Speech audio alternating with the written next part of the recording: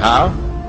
The part-time Muslims in Sydney will now have to answer. You say this government is good. You say this system is good. You say there is no need for us to part from it. Now give us an answer. We never pose a threat to anyone at all. We're small, we're not big. We're far away. And yet they came against us. Is this not wickedness? So in the process of doing that, they will hand us a propaganda victory. If we are allowed to retreat, what we do? We go find another place. You know the experience of squatters? Squatting? You move them from one place, they go somewhere else. Squatting. So this is a Muslim village. And if in a particular territory there is no space, nowhere at all where a Muslim can live as a Muslim, still you're not allowed to throw in the towel and join them and become part of the melting pot. Why? Because when the angels are taking you into the hellfire, the angels are going to pause. Surah An-Nisa. And the angels are going to ask, Fima kuntum. What happened? How did you end up in this mess? That we're taking you into the hellfire. And then you're going to reply with, we had no alternative. There was nowhere to go. Kunna mustada'afina fil ard. Guess what the angels reply and say? Alam takun ardullahi wasi'a fatuhajiru fiha. Was Allah's earth not wide that you could have packed your suitcase and go search somewhere on Allah's earth where you could remain faithful to Allah? This is going to separate the men from the boys. Yes.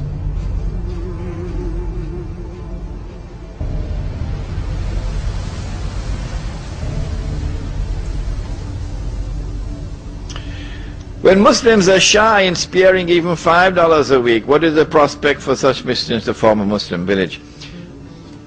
I said it.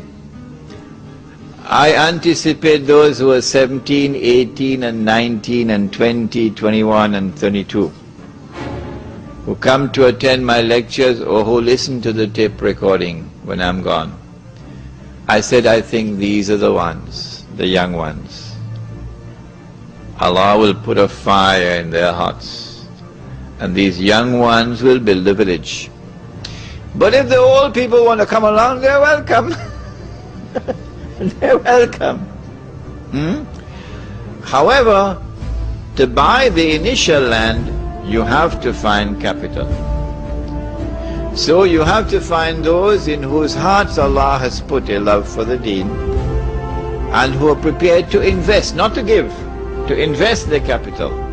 Because once the land is bought and you got permission from municipal authorities for housing on part of the land, you can now sell house plots at a very moderate price and recover money which was invested. You're going to be selling farmlands in plots and recover money which was invested. So the money which was invested will be recovered. It's not charity. When the Muslim village is established, people who are poor can come now and live in this village. Because you don't need 500,000 Australian dollars to buy a house. What happened? Yours cost more than that? So you don't have to borrow money through the front door or through the back door. Because in Indonesia, I told you, the Muslim village will have bamboo houses, beautiful bamboo houses. And when the Messenger of Allah returns, you know which one? Nabi Isa alayhi salam, and you offer him a choice, the bamboo house or the $500,000 house, guess which one he's going to choose?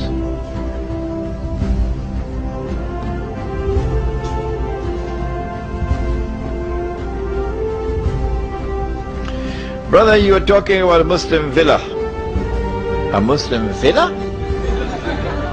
But in Sydney, the majority of Muslims live in Lakemba and Auburn, and these are areas known as a crime zone in Sydney. How can you overcome the situation? I like this question. You know why? Because in the Muslim village, you can sleep with your windows open. Every single house I went to in South Africa had a big sign, yellow, red, armed response. Every single house. They had electrical wires, electrically wired. So if you touch that wire, you're going on holiday. Inside the house, not outside, inside the house you have to go through burglar alarms. Inside the house. And then the last one is where they're going to be sleeping. This is what I saw in South Africa. So I said to them, in the Muslim village, you could sleep with your window open. Why? Because the village would have its own collective security. This is private property. No one can enter this city, this village, without our permission. Okay? And we have one entrance into the village. You're going to pass through that entrance. The village will have its patrols. So you're not going to sleep every night. No. Imam will have to spend 1 or 2 nights on patrol. Yeah.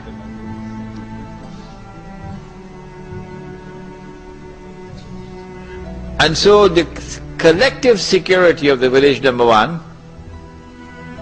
Number two, the village does not have BMWs. It is when you have wealth and you display the wealth that people come after you. But when you live in a bamboo house, who's going to come after you? And so you'll have much more security. You drink alcohol in our village, we're going to beat you. Yeah. You're a Muslim and you drink alcohol in our village, we're going to beat you. Take all your shoes, take your shirt and wrap it up and beat him, because it's going to be a public disgrace for him. Drugs, we're going to solve that problem in the village, inshallah. Now, I am not going to build a village. You have to build a village. What I've done is to plant the idea in your mind. And I'm sure some of you are going to come up with better ideas than I can think of at the moment in respect of the village. Does the Amir of the Muslim village have the knowledge to be a mujtahid? Is that a prerequisite? A mujtahid is one who engages in ijtihad. When ijtihad takes place, whoever it is who performs the ijtihad, and now even the President of the United States, even the President of the United States is engaged in ijtihad, and the government of Australia and the government of Singapore, engage in ijtihad, because they're giving us new versions of Islam. And they're telling us this is the right Islam. It is when the ijtihad takes place that you now have to examine that ijtihad. And it must gain ijma' of the learned before that ijtihad can be accepted as part of our law. Last question. The talk was very good, but why say that there are no sects in the village? For when you mentioned the Sufis and the Salafis, what happened to the Muslims and the Ahl Sunnah wal Jama'ah? In the Muslim village, we do not want anyone to identify himself as Sufi. We say keep that in your private life. Insofar as the public life is concerned, you don't belong to any sect. Insofar as the public life of the Muslim village is concerned, you're only a Muslim. That's all.